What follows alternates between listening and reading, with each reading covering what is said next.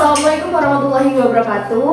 Di sini saya sudah bersama responden yang akan saya wawancarai mengenai hoax. Halo Kak, boleh minta waktunya sebentar untuk diwawancarai dari video? Ya boleh. Baik. Sebelumnya saya perkenalkan diri, nama saya Rizky Imaniar, saya dari Universitas Brawijaya. Dan di sini saya mendapatkan tugas untuk mewawancarai beberapa responden. Dan salah satunya kakak. Sebelumnya dengan Kak siapa? Mas Anton. Saya Puput Kurniawati. Maulana Zora. Dengan Kak Kori. Saya Bayu. Pipit Puspitasari dari Universitas IAIN Kediri, Baik. semester 3. Kakak tahu nggak sih Apa itu berita hoax? tahu? Sedikit tahu sih ya, karena udah beredar juga kan di sosial media. Sedikitnya sih tahu ya apa itu hoax. Ya hoax itu seperti kabar berita bohong yang beredar luas. Hoax itu adalah pemberitaan yang bohong ya, belum ada unsur kebenaran di dalamnya. Berita hoax itu biasanya berita yang belum disaring dari web-web yang udah resmi seperti itu. Berita yang belum pasti kebenarannya. Iya. Hoax itu adalah informasi palsu, berita bohong atau fakta yang dipelintir atau direkayasa untuk tujuan lelucon hingga serius atau politis. Baik. Kalau menurut kakak, Banyak hoax itu dipengaruhi oleh apa? Kurangnya pemahaman dan pengetahuan orang mengenai berita itu mungkin. Mungkin kalau menurut saya, banyak orang-orang itu yang asal menerima berita dengan mentah-mentah seperti itu. Jadi mereka tidak memfilter terlebih dahulu. Biasanya banyak oknum yang memanfaatkan hal itu untuk kepentingannya pribadi. Kurangnya membaca, kurangnya mencari dari beberapa sumber sama tindakan dari orang-orang yang bertanggung. Banyak hoax sendiri itu dipengaruhi oleh kebiasaan seseorang menipu orang dengan memperoleh kesenangan. karena asumsi-asumsi sih dari masyarakat itu yang menggiring opini aja sih gitu. Karena teknologi kan sekarang makin maju ya, dan otomatis tuh siapa aja sekarang bisa bikin berita, tapi tuh datanya nggak ada, belum tentu valid. Menurut kakak gimana sih? Agar kita tidak menjadi korban dari berita hoax itu, Ya artinya kita menyikapi hal tersebut dengan banyak-banyak membaca, jadi tidak hanya membaca dari satu sumber tapi lebih banyak referensi. Kita harus mencari informasi dan juga sering membaca dari web-web resmi yang ada. Kita harus pandai dalam menyikapi hal itu. Sebelum percaya dengan berita, maka kita harus bersikap kritis dan berhati-hati.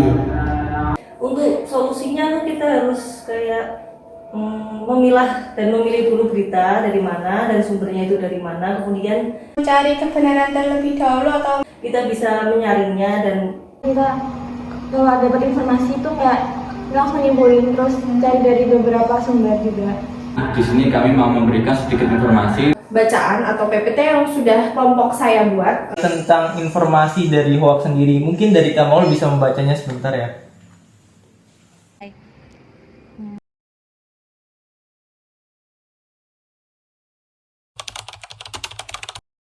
setelah kakak membaca PPT tersebut. Apakah ada informasi yang kakak dapat dari PPT tersebut? Mungkin seputar berita hoax untuk kalangan-kalangan remaja ya.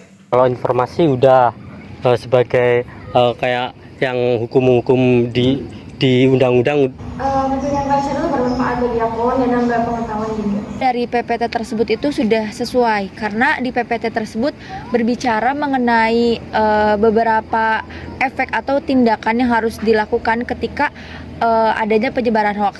Dampak negatif kalau ke masyarakat itu mungkin bisa merugikan masyarakat itu sendiri kalau kita menyebarkan hoax.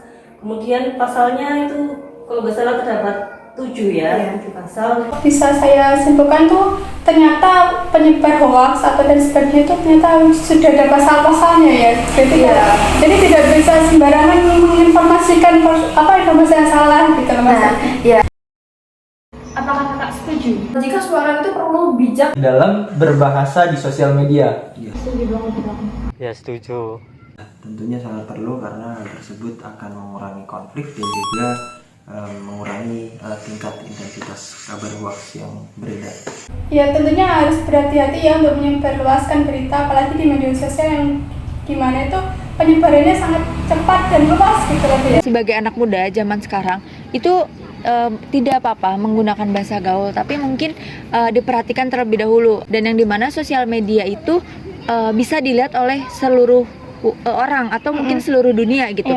Nah, sehingga mungkin dari kami khususnya kita anak muda bisa memberikan batasan-batasan terkait dengan pembahasan untuk di sosial media tersebut. Karena memang harusnya maksudnya orang yang bersosial media tuh harus menggunakan bahasa yang baik. Itu sangat perlu menurut saya. Ya, jadi sangat perlu ya kalau menurut kakak, oke?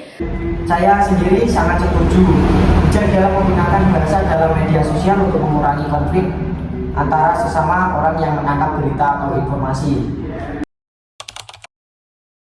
Mungkin ada sedikit saran dari kakak Untuk orang-orang yang suka bersosial media saat ini. Mungkin buat teman-teman ya, atau mungkin anak muda generasi sekarang, generasi milenial, mungkin harus bijak menggunakan sosial media dengan cara menjaga tutur kata dan menjaga bahasanya. lebih bijak aja sih dalam menyebarkan informasi, terus tanggapan juga. Mungkin caranya lebih baik dalam menggunakan sosial media maupun bahasa. Sebelum dapat berita dari mana itu siklusnya dicari dulu apakah itu konkret apa enggak. Mungkin orang-orang yang sosial media, khususnya ya sosial media sekarang seperti Instagram dan lain-lain itu harus memilih dan berhati-hati kalau kita ingin memposting sesuatu. Kata-kata yang di pergaulan sekarang harus bijak dan juga tidak bertele-tele seperti itu. Ya, kita jadi harus lebih berhati-hati juga dalam berbahasa juga ya kak ya. Oke, baik, terima kasih ya Kak sudah meluangkan waktunya. Oke, terima kasih kak untuk waktunya. Baik, terima kasih banyak kak Pipit sudah menjadi responden saya. Semoga sehat selalu. Terima kasih kak. Terima kasih.